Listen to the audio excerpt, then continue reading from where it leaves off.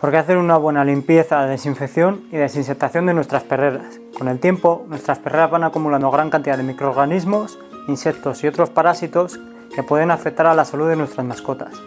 Realizando una buena limpieza y desinfección, evitaremos enfermedades y visitas al veterinario, ahorrando esos costes, y además evitaremos que nuestras mascotas se vuelvan un vector de enfermedades a otros animales y personas.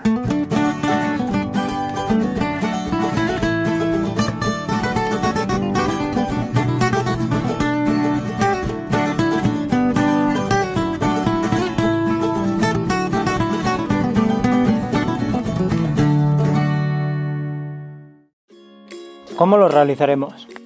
Primero sacaremos a nuestros animales. Retiraremos la materia orgánica y los colchones o telas que tengan nuestros perros para dormir. Realizaremos una limpieza. Utilizaremos jabón y agua a una temperatura templada entre 20 y 30 grados. Realizaremos una limpieza exhaustiva del comedero y del bebedero. Limpiaremos también los colchones o telas que utilicen como cama.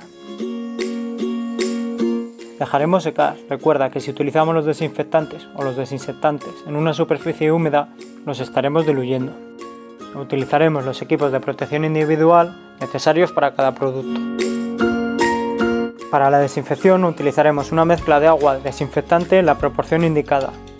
Utilizaremos una mochila dosificadora o un pulverizador. Recuerda que a más temperatura, más efectivo será el desinfectante. Te recomendamos una temperatura de entre 20 y 30 grados. Importante, recuerda desinfectar bien a fondo el comedero y el bebedero. El plazo de seguridad del desinfectante se cumplirá cuando esté completamente seco la superficie, por lo que dejaremos secar. Una vez seco, es el momento de utilizar un insecticida con buen efecto residual. Aplicaremos el insecticida por la caseta del perro, la cama y la superficie de la perrera.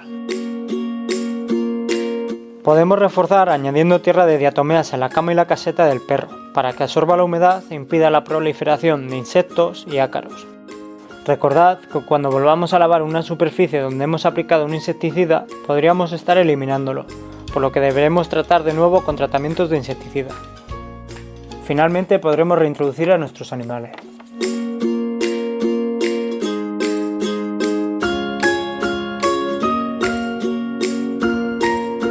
Agradecemos a la Residencia Canina de Gamata la cesión de sus instalaciones de Fuente Espina para la grabación de este vídeo.